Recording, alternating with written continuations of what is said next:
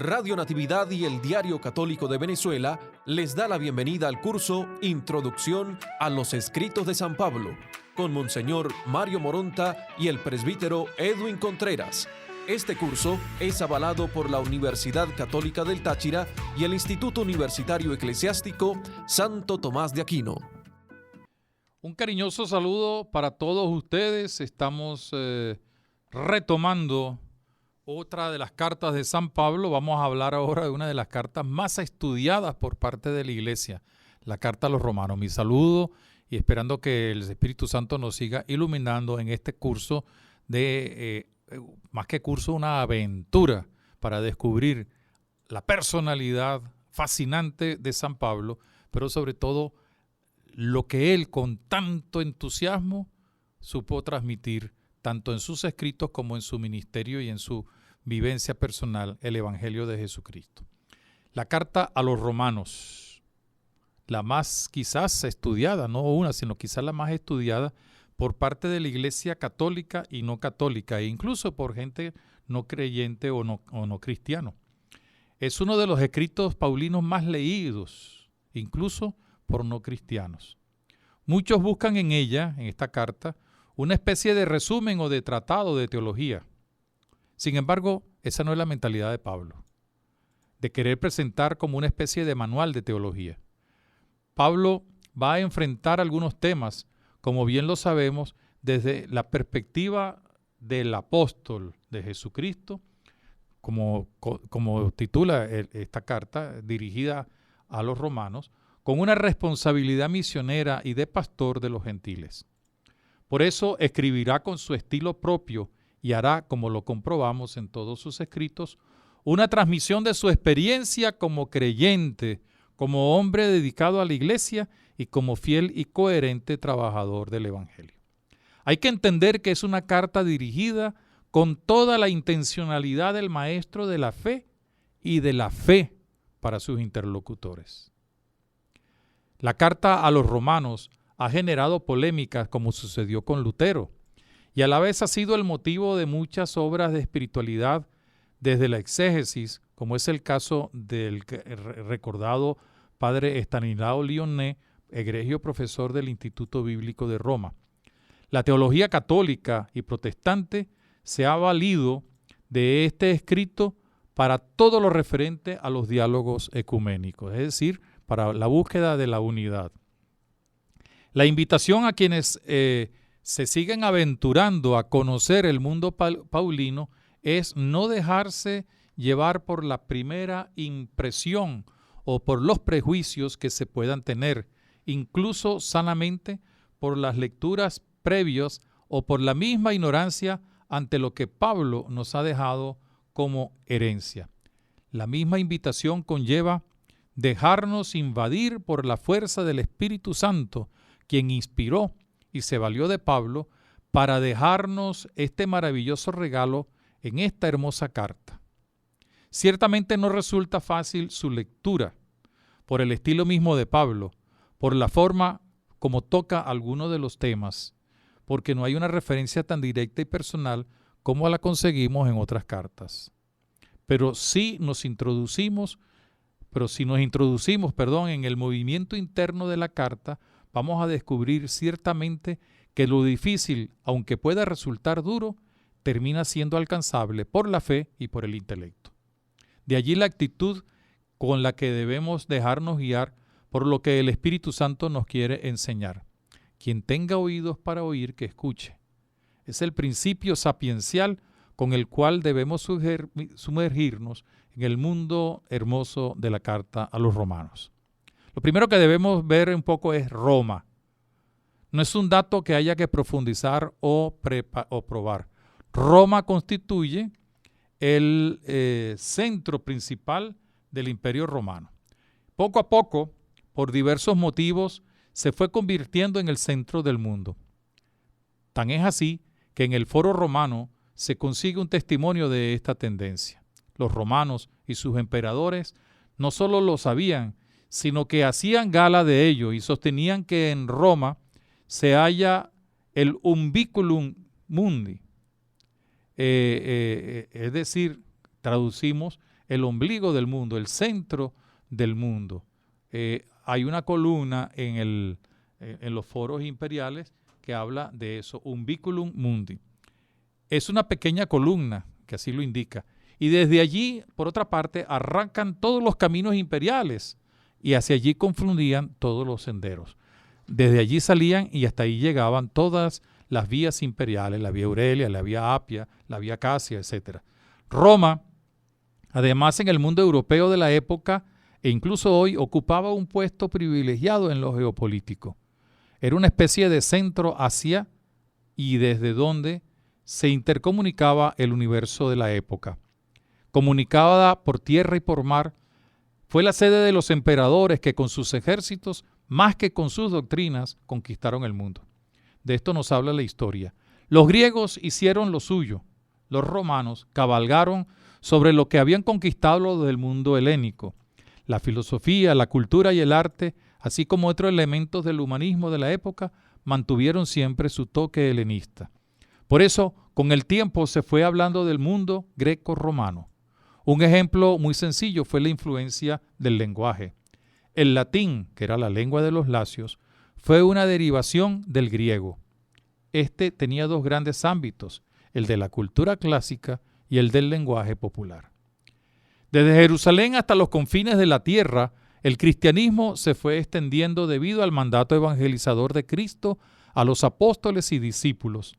Ciertamente que se hizo con la fuerza del Espíritu Santo, pero por eso no fue ni resultó extraño que los cristianos también llegaron a Roma. No es extraño tampoco que la dirigencia de la nueva comunidad religiosa y el cristianismo viera a Roma como el lugar de la expansión misionera para muchos sitios, de organización para la sinodalidad eclesial de los primeros siglos y el lugar donde se estableció el primado de Pablo. Es decir, el centro, Roma, el centro del universo en aquel momento, y esto se ha mantenido pues sobre todo para todo lo referente a la iglesia. No hay datos precisos acerca del momento cuando llegaron los primeros cristianos a Roma. Lo que sí es cierto es que hubo presencia cristiana desde los mismos inicios de la edad apostólica, posascensión, es decir, desde la primera expansión del cristianismo en el mundo. Y esto es posible que se haya dado sencillamente por la importancia que tenía Roma. Un elemento que ciertamente colaboró para el establecimiento de los primeros cristianos en Roma también era la presencia de judíos en la ciudad imperial. En el siglo I de nuestra era, los judíos están extendidos por todo el mundo mediterráneo bajo la dominación romana. Así, Estrabón, el historiador y geógrafo de Augusto, describe que ya en tiempos de Sila, hacia el 85 a.C., este pueblo tiene su lugar en cada ciudad y no es fácil encontrar un rincón del mundo habitado que no lo haya recibido y que no haya sentido su poderío, su poder. Esto aparece también en Flavio Josefo en lo referente pues, a su historia sobre las guerras judías. El cristianismo que venía desde Jerusalén fue encontrando un primer lugar de acogida en las comunidades judías de la época en todo el mundo grecorromano. En no pocas ocasiones esto generó serias dificultades, como el mismo Pablo lo refiere en algunos de sus escritos y son señalados en el libro de los Hechos de los Apóstoles. El cristianismo fue a la vez entusiasmando y seduciendo a no pocos paganos, quienes comenzaron a ver en la nueva doctrina un camino mucho más seguro que el de las religiones paganas y los cultos a los ídolos. Había una razón particular. Se trataba de seguir a una persona con un mensaje exigente pero refrescante, donde se podía ir también percibiendo la fuerza de un Dios de salvación que se conjugaba con el esfuerzo humano de cada creyente. Y esto se va a notar de manera particular en la carta a los romanos. El cristianismo, por su parte, fue ganando terrenos en las diversas clases sociales y hasta en el ejército imperial, pero de manera especial tuvo una acogida entre los más pobres y los excluidos, los huérfanos, las viudas, los pobres, forasteros, esclavos. Incluso los judíos que se encontraban en Roma, que eran más bien pobres y de escasos recursos. Los judíos de Roma eran económica y culturalmente pobres. Se comprueba en las mismas inscripciones funerarias, a menudo llenas de faltas de ortografía. Y vemos también allí cómo practicaban todos los oficios menores, estibadores o vendedores, como aquella mujer que vende sueños y enseña a sus hijos a pedir limosna en los buenos sitios. Sin embargo, a pesar de no ser tan aceptados por la gente, en algún momento lograron tener la aceptación del emperador, a excepción de Calígula. Sobre todo, la actitud favorable de los emperadores con los judíos no coincidía con la hostilidad popular. Especialmente Julio César lo sostuvo con firmeza. Cuando el emperador suprimió todos los collegia, es decir, las asociaciones profesionales o religiosas mezcladas muchas veces con la política, exceptuó a los judíos. Claudio volverá a atenderlos, aunque llegó el momento de dar un decreto para expulsarlos, aunque hacía más referencia a los judíos cristianos, más que a los judíos de la antigua alianza. Con esta indicación podemos ahora dar algunas informaciones sobre la presencia de los primeros cristianos en Roma. La primera mención que se conoce de los cristianos es la que hemos mencionado de parte de Suetonio. No hay noticias ciertas de su llegada ni la forma como la hicieron. Sabemos que llegaron, pero no hay una noticia cierta, una analítica o unos anales al respecto. Tampoco hay noticias de si fueron fundadas por algún apóstol en particular. El mismo Pablo ni siquiera menciona a Pedro en su carta a los romanos. Algunos autores, al referirse a dicha expulsión, apelan, la que dijimos hace un momento, a una idea muy peculiar que sostenían antes y aún hoy en día los cristianos: su seguimiento a un rey con un nuevo reino. Roma era el ambiente político menos propicio e indicado precisamente para poder hablar de esa doctrina o de ese tema. No falta quienes hablen de cómo esta expulsión favoreció más a los cristianos que se convertían al cristianismo que a los mismos judíos, a los judeocristianos. Cabe preguntarse entonces si como consecuencia de semejante expulsión no cambiaría más aún el aspecto ya diversificado de las comunidades romanas en beneficio precisamente de los paganos cristianos. Por otra parte, es a estos últimos a los que el apóstol se dirige en primer lugar, como dice el versículo 6 del capítulo 1 de la carta a los romanos. De hecho, ¿cómo no reconocer un extraño desnivel entre los ambientes judíos y culturalmente judíos, religiosa y culturalmente pobres? No se les puede atribuir ningún apócrifo judío. Y los destinatarios de Romanos, que para comprender esta carta tenían que desplegarse seguramente amplios conocimientos bíblicos y teológicos. Eso es algo que se preguntan algunos autores. Como lo podemos ver posteriormente, Pablo va a dirigirse a los romanos paganos cristianos y les pide que no dejen de tener en cuenta el respeto y la consideración en términos de aceptación fraterna de los judeocristianos, de donde llega el anuncio del Evangelio, capítulos 9 al 11 de la carta a los romanos. Como bien lo decía Perrot, los destinatarios estaban como un poco más capacitados para entender lo que Pablo les quería comunicar. Y la carta a los romanos va a servir ciertamente de puente para esa aceptación entre los diversos grupos nacidos del cristianismo, para evitar que hubiera divisiones, como se había experimentado en otros sitios como Corinto. Ya en la manera como se dirige Pablo a los romanos cristianos que allí hacen vida, no se refiere a ellos como tales, sino como hermanos queridos. Y hay un dato importante: el saludo conlleva dos palabras, uno de origen más judío, shalom, la paz, y otro de un ambiente más nuevo, charis, la gracia.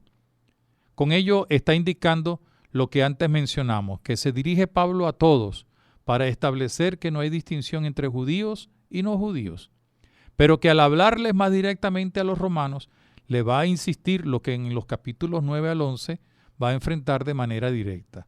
No puede haber ni separación, ni división, ni enfrentamiento, ya que el origen es el mismo para todos. En la Roma, ciudad imperial, nos vamos a conseguir poco a poco dos tipos de cristianos: los que vienen del judaísmo, judeocristianos, y los que vienen de la cultura griega, grecorromana, los llamados heleno-cristianos. Estos representan las siguientes características. Los judeocristianos exigen la circuncisión de los paganos convertidos a Cristo. Querían hacer judaizar a estos paganos. Son de origen generalmente tradicional. Santiago y Pedro, que son los paganos convertidos, dicen ellos, deben respetar ciertas reglas para manifestar ser temerosos de Dios. Pablo y algunos judeocristianos helenizantes admiten en la iglesia a los helenos cristianos sin ley como miembros, sin ley antigua pues, sin ley como miembros de pleno derecho. Y algunos judeocristianos libertarios que fuerzan la tesis de Pablo. Los helenos cristianos son los que se han convertido del paganismo grecorromano y algunos otros extranjeros también. Son generalmente temerosos de Dios al estilo de los paganos. Son los judaizantes los que los persiguen un poco y como ciertos gálatas hay influencia de falsos maestros, de falsos evangelizadores. No solo a él, pero especialmente a Pablo le tocó lidiar con estos grupos de cristianos con sus tendencias. Y en medio de ellos no solo crear, sino sostener la unidad, que será una de las tareas que se verán en sus escritos. Pedro y Pablo estuvieron en Roma. Pedro habría estado 2 veces, una primera escapando o refugiándose de una de las tantas persecuciones que se realizaron contra los primeros discípulos. Y la segunda, cuando ya se estableció de manera definitiva en Roma y donde se produjo ya su muerte. En el caso de Pablo, habría asumido la dirección de la comunidad de Roma desde el horizonte de su vocación y misión en medio de los gentiles. Luego de haber realizado varios viajes, ve la posibilidad de ir a Roma para luego desde allí ir a España, ir a Portugal e ir a la Galia, es decir, a Francia. El hecho de que Pablo dirigiese su carta más conocida y más importante a una comunidad que era la desconocida, requiere sin duda de ningún género una explicación. La ocasión se la brindó el proyectado viaje a Roma, que no pudo llevar a cabo a causa del encarcelamiento en Jerusalén, como primera etapa de un viaje apostólico que pretendía hacer a España. Roma era la cabeza y por ello el apóstol debió tomarse muy a pecho el ganarse a su comunidad para sí y para su evangelio. Y era prudente y tal vez hasta necesario eliminar de antemano los equívocos de deformaciones acerca del evangelio paulino. Pero junto a esta razón, más de orden estratégico, hemos de enfatizar en la conciencia de su apostolado misionero, que lo llevaba a tener una seria preocupación por las comunidades que había asumido bajo su responsabilidad. Por eso Pablo va a dirigir su carta a una comunidad que tiene unas connotaciones particulares y sobre todo la posibilidad de una mayor proyección del cristianismo o del evangelio de Jesucristo. Pablo ha estado ya terminando sus viajes misioneros en el entorno del Mediterráneo y se prepara para abrir un nuevo frente, ya lo indicamos, porque pretendía ir a España, la llamada en latín Hispania, y más allá si es posible. Incluso hay noticia de que su deseo de ir a Portugal y también a Francia, es decir, a la Galia. Su plan incluye Roma, que deseaba visitar desde hacía algún tiempo, pero antes debía cumplir con otra tarea y era la de llevar o hacer llegar la colecta promovida en las iglesias de la gentilidad a favor de la Iglesia Madre de Jerusalén. La situación en la que surgió esta última carta de Pablo la describe claramente su conclusión. Dos son los aspectos clave de esa situación. Por una parte, Pablo da por concluida su misión en el hemisferio oriental del Imperio Romano y pretende iniciar, como ya lo indicamos, su viaje hacia España y al extremo del occidente. Lo que intenta con la carta es que la comunidad de Roma, a la que piensa ir pronto, le ayude en esa nueva misión en Occidente. Esto explica el hecho excepcional, único dentro de la práctica paulina, de que esta carta esté dirigida a una comunidad no fundada por el equipo misionero de Pablo. Al no existir ninguna comunidad paulina en Occidente, Pablo tiene que dirigirse a la comunidad más importante de allí para recomendar su futura misión en el hemisferio occidental y para ayuda al objeto y para recibir o pedir ayuda al objeto de poder realizarla. Pablo les va a escribir desde su condición de apóstol de las naciones, donde les propone su manera de entender y predicar el Evangelio del Señor. Como ya dijimos, Pablo está terminando de preparar lo relativo a la colecta y se dispone a ir de nuevo a Jerusalén. Por eso, en cierto modo, la carta a los romanos avisora su estadía futura entre ellos, entre los romanos. Según las noticias de la misma carta, esta se escribe un poco antes del inicio del viaje a Jerusalén con la colecta hacia la primavera del año 55 y sería escrita en Corinto.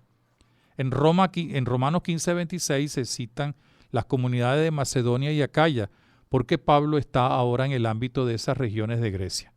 En ese tiempo de relativa calma, que significó su última estancia en Corinto, a la espera de emprender el viaje a Jerusalén, Pablo tuvo ciertamente el tiempo y la tranquilidad suficiente para reflexionar detenidamente sobre su misión y los centros del Evangelio. Fue así como pudo redactar con cuidado esta larga y madura carta, en cuya confección emplearía bastantes días e incluso semanas.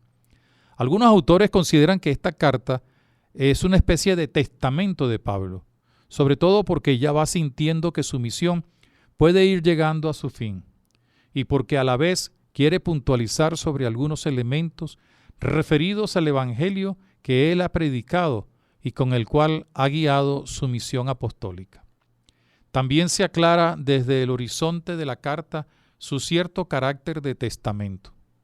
Al tener que presentar y justificar el Evangelio y la misión de Pablo, la carta tiene que abordar los temas claves de la proclamación paulina, muchos de los cuales figuraban ya, aunque no tan desarrollados, en las cartas anteriores.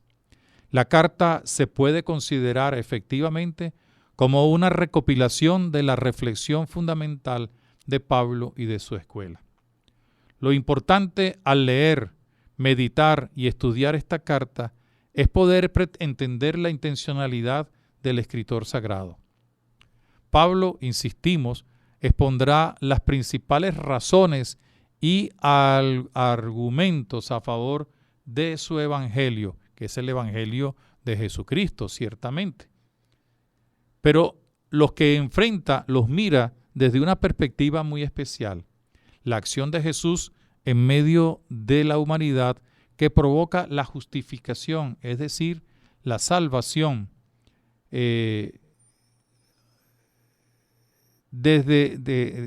como una herencia que ha recibido el pueblo de Dios y su apertura a la universalidad del mundo evangelizado. Y a la vez cómo se puede vivir esa justificación, salvación, desde la vida bautismal y el cambio que se produce en cada uno de los bautizados, de lo cual tendremos oportunidad de prestar atención al ver el esquema general de esta carta. Prácticamente nadie niega ni la autoría ni la autenticidad de la carta de San Pablo. Fue escrita en Corinto mientras Pablo permanecía allí por la razón que ya hemos indicado. La composición de la carta es transparente y hábil. En la primera parte desarrolla el apóstol las ideas capitales de su predicación acerca de la justicia de Dios sin las obras de la ley mosaica, sobre la base exclusiva de la fe en Jesucristo. Para ello, parte de la realidad concreta y visible que le rodea, con un realismo implacable desde el punto de vista de la verdad del Evangelio, que anula cualquier ilusión personal, expone Pablo la situación auténtica de los paganos y de los judíos, describiendo como con lúgubres colores la depravación moral de todos los hombres que se resisten a cualquier conocimiento de Dios, posible también para ellos, niegan a Dios su honor incurriendo así en la ira divina. Sobre este oscuro fondo hace resaltar con tanta mayor luminosidad la justicia de Dios, que en definitiva es amor y gracia, la actuación de Dios en Jesucristo que opera el perdón universal. El telón de fondo es la historia de la salvación. Por ello, en los capítulos 9, 10 y 11, va a conjugar la historia del pueblo de la nueva alianza como heredero de la antigua alianza y cómo el seguir a Jesús, para lo cual se debe participar en el bautismo, produce una transformación. Esta es la manera de poder entrar en el camino de la nueva historia de salvación, de la nueva etapa en la historia de la salvación, cuyo centro y motor es el Evangelio de Jesucristo, que proclama su misterio pascual y que es anunciado por el apóstol. La carta a los Romanos es el resultado teológico de una lucha encarnizada por la esencia del cristianismo. Pablo ha analizado aquí por primera vez en profundidad y teológicamente la oposición insalvable entre judaísmo y cristianismo y la ha formulado a su modo de una forma sistemática. En la carta a los Romanos, el cristianismo adquiere a su vez conciencia doctrinal. Frente a la petulancia y estrecheces del judaísmo, Pablo predica la universalidad de la salvación. Dios no es solo el Dios de los judíos, sino el Dios de todos los hombres, judíos y gentiles. La salvación fundada en la redención de Jesucristo no está ligada a unos determinados privilegiados terrenos. Tal concepción cristiana estaría demasiado cerca del pensamiento judío. La salvación tiene que llegar a cualquier hombre, pues todos, tanto judíos como gentiles, están necesitados de ella. No hay camino alguno hacia Dios que el hombre pueda recorrer hasta el final por sus propias fuerzas. Todos son pecadores y sin la misericordia y amor de Dios están perdidos.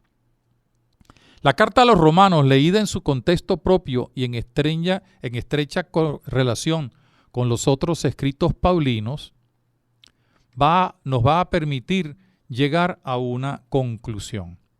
Pablo, el perseguidor de los cristianos y el judío convertido al camino de Jesús, ha entendido que aunque puedan darse unas cualidades peculiares, ya no se puede hablar de judíos y paganos, sino de una nueva realidad que él mismo define como novedad de vida, kainotes tesoes en griego. Este hecho le da a la carta a los romanos una originalidad y una fuerza muy peculiar. Desarrolla la realidad del sacramento de la mística cristiana y en una exposición sin duda incidental de la realidad del bautismo, alcanza profundidades abisales. La carta contiene una psicología teológica, proporciona los fundamentos de una historia cristiana de la salvación y una contemplación del mundo acorde con la realidad, al tiempo que echa las bases de la ética cristiana. En una palabra, constituye un documento fundamental de la teología. Son variados los autores que presentan sus propuestas de organización de la carta. No le falta la razón en la mayoría de los casos. Pero cuando se lee atentamente la carta a los romanos, hay que considerar el movimiento interno. El estilo de Pablo va señalando ese camino. Las repeticiones, la organización de los temas, el estudio de algunas proposiciones nos van señalando que hay un grupo de temas que se conjugan y articulan de manera clara. Por ejemplo, en la primera parte domina un conjunto de parejas de palabras: justo, justificar, justificación, por una parte, y la fe por otra. También habla de vida y vivir en comparación frente a la idea de morir y muerte, como lo dice en los capítulos 5 y al capítulo 8 de San Pablo. Y en los capítulos 9 al 11 vamos a ver el problema de la relación entre Israel y el paganismo, es decir, lo venido del paganismo. Y al final, en los últimos capítulos, sobre el comportamiento que observar. Así podemos ver que hay una relación entre el primer grupo de temas, la relación entre la fe y la justificación, y entre Israel y los judíos. Y luego la vida de frente a la muerte y su relación con todo lo que significa pues el comportamiento que hay que observar, sin cerrarnos pues a ningún esquema fijo.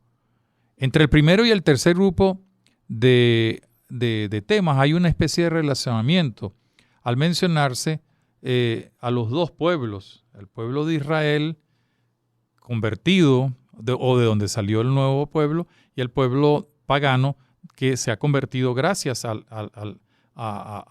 la dinámica de la historia de la salvación.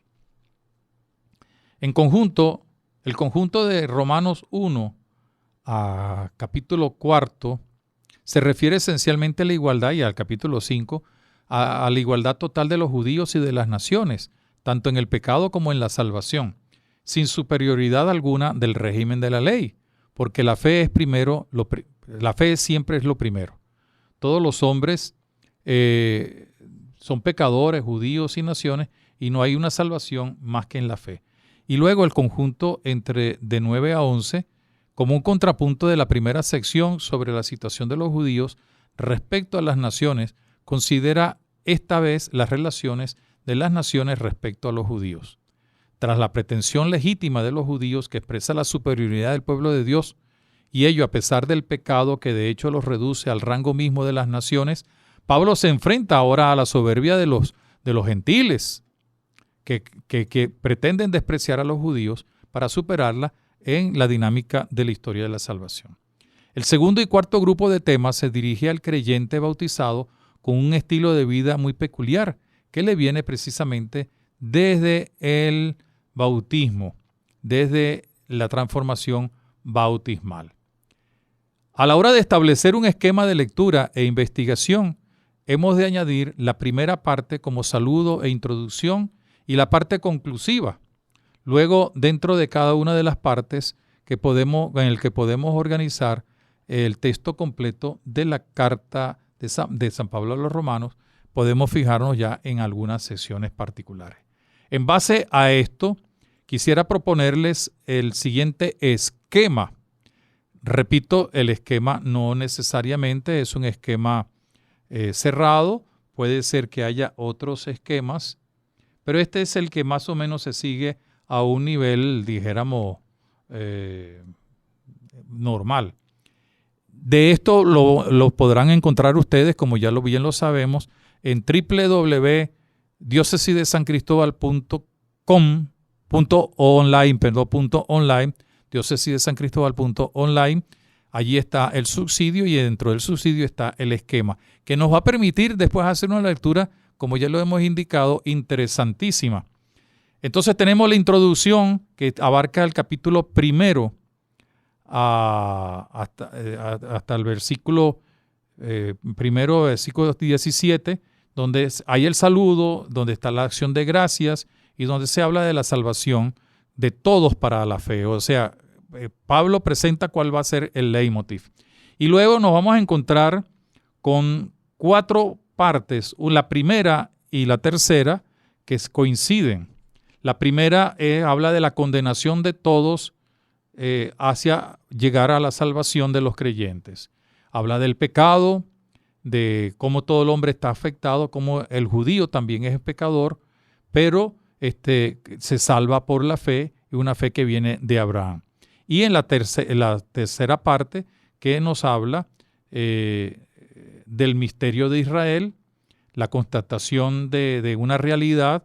El pueblo de Israel es el pueblo de la primera alianza, de donde surge la salvación por la fe también para los gentiles, y es la salvación de la historia de la salvación la que permite esta visión. La segunda parte y la cuarta, segunda sección y cuarta, pues coinciden. La segunda sección, que va del capítulo 5 al 8, habla del paso de la muerte a la vida, de la ley al espíritu. Habla de la reconciliación realizada por el nuevo Adán, el bautismo con el señorío de la gracia, la liberación ante el pecado y ante la ley, la experiencia de la vida según el Espíritu. Y en la última parte, los capítulos 12 a 15, versículo 13, donde hablará de las relaciones con los demás, partiendo de un principio fundamental, que es la transformación del bautismo que nos ha convertido a todos nosotros en ofrendas vivas. Y al final, el capítulo 16 en adelante, todo el capítulo 16, pues el final de las cartas. Esto nos lleva a pensar en varias cosas que son importantes ya para ir terminando. San Pablo pues nos presenta en esta carta a los romanos como 4 grandes ideas. La primera de ellas es la historia de la salvación. La historia de la salvación que abarca al pueblo de Israel y que abarca al paganismo, y que gracias a la acción de la resurrección de Jesucristo, pues se introduce la justificación, que no es otra cosa sino la salvación. Una segunda cosa que es importante es la vida del creyente, que implica la identificación con Cristo a través del hecho maravilloso del bautismo, la transformación, que introduce y sumerge al creyente, capítulo 6 concretamente, en la pasión, muerte y resurrección, para luego tener la vida según el Espíritu y actuar con algunos criterios concretamente como ofrendas vivas en su relación con los demás, en su relación eclesial. Y una cosa que es importantísima también como tema de esta carta es que ciertamente está la centralidad del Evangelio de Jesucristo. No es tanto la historia de Jesucristo, que es importantísima, ciertamente. Pablo no se preocupa tanto de ella como lo harán los evangelistas, sino de la persona. Pablo se preocupa de la persona de Jesucristo el Señor, el Evangelio de Jesucristo.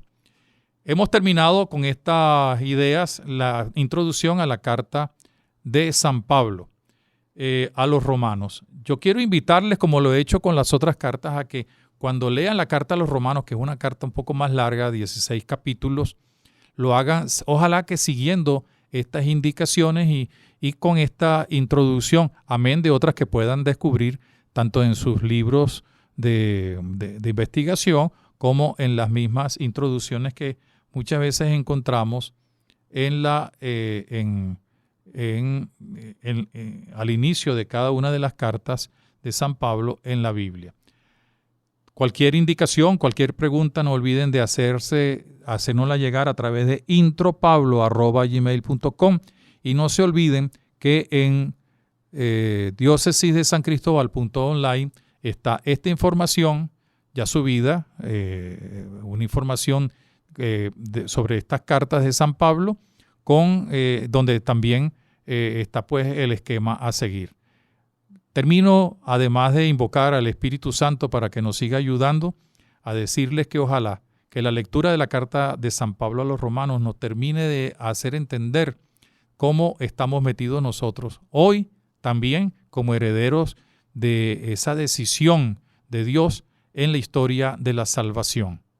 Que Dios nos bendiga, que San Pablo siga intercediendo por nosotros y que seamos capaces de ser caminantes en la novedad de vida, como nos enseña San Pablo en el capítulo 6 de Romanos. Que Dios nos bendiga. Hasta la próxima sesión.